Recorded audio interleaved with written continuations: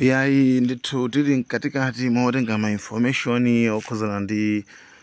mmene ikuyendera nkhondo kunja akoko ndithu tangokumananso ndi post kapena kuti nkhani ya mkulu ameneyo amene ali Vitumbiko Mumba. Mkulu ameneyu Vitumbiko Mumba wapanga post komanso wayankhulanso ndi Zodiac kutsimikiza kuti iyeyu watuluka ndithu mu komiti chayakulu chayimakhala yachipanicha. Komiti imeneyi imachita kuti National Executive Committee ena amati NEC mu abbreviation letters mu abbreviation kuzilembo zokungozitengatenga nkuzika pamodzi ndi amati NEC. Kamene kaka komiti imeneyi imakhala ndithu kuchipani imakhala ya mabig okhaokha akuchipaniko ndi iyeyo walengeza kunena kuti akuti after miyezi polingalira komanso poganiza sikuti ndi chiganizo changobwera pano yayi komabe akuti after miyezi polingalira kuti akuluakulu kodi situation ili banje atalingalira wapano yeyo angotuluka ku komiti imeneyi. Komiti ya akuluakulu achipani cha MCP iyeyo waperformokako wachokako basi kusazekera akuluakulu ndasiya ndi nayenso anazabwa ndi mapoints angapo amene wapanga postiso. Mapointsio chaboti nkhani ili mchizungu ndiye point yoyamba imene anazayitchula kwambiri amazayitchula kuna zoti pali neki imeneyi like sitingakhale ndi neki imene akuluakulu ake sanali interested kupanga contest kupikisana nawo mu nthawi ya convention ija remember anyway kungodzaza ndi anthu ngati amene wawo two neki komiti akuti akuluakulu achipani komano kungodzaza ndi anthu oombera m'manja zinthu zoti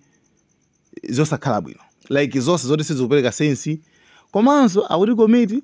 yongomvera munthu mmodzi like munthu mmodzi yekha basi mwangomvera iyeyo without questioning him popandanso kumfunsa kuti akulu kodi zimene kupangazi kumati kuti ndizo zabwinobwino koma sanamutchula kuti ndi ndani. I hope kuti munake anthu petangotero kuti anthu mirumonuma munthu wakuya kale. Anyway muli musemo ndiye akonda kuti zina iyeyu ndithu mpaka anapereka example yone kuti analemba chichawo kuti ndale zothana like remember kuti mbuyomo panapezekako video imene akuluakulu achipani cha MCP like amayankhula kuti iye tithana makuti mangubwera kumene kuchipani makuti zambiri mbiri it's like akumenyana ndi mwina anthu ena ake amene sanali mchipanimo koma abwera mchipanimo komano akuoneka zoti mwina akupanga matukutuku kwambiri akumveka kwambiri ndi amatchula kuti anthu amene tithana nawo andi ma video ndithu alese nawo ndi atithana makuti ndiyebe zapeza kuona kuti iyeyu wayambaso ngati example inene ngati imene kuti anthu oti angopanga focus kuti tithana ndi akuti anthu amene wawa ndakuganiza kuti bora ndingo watuluka basi ndikungokhala ndikumapanga focus za constituency yanga. Ndiyeno nkhani ya Vitumbiko Mumba ndiona kuti iyeyo wanenesaso kunena kuti zinazo alilongosolabe bwino akuti milandu yake ikatha ku court chifukwa safuna kuyikapo mulomo pa nkhani zina zakeso ndi akuti alongosola bwinobwino milandu yake ikatha ku court. Chomaliza chenicheni chimene mkulu amene anatsindika nchonena kuti akuti sikuti ine ndatuluka MCP ine ndithu ndidakali loyal member ndithu okhulupirika die hard ndithu wa MCP ndidakali yoncho ndithu mokuti ndikumenyeraso nkhondo achakwera komanso ndikupangaso focus kwambiri za constituency yanga dera langa komano sindifuna kuti zindipase busy kwambiri izizi za udindo wa mu NEC. Choma zinjeni thokoza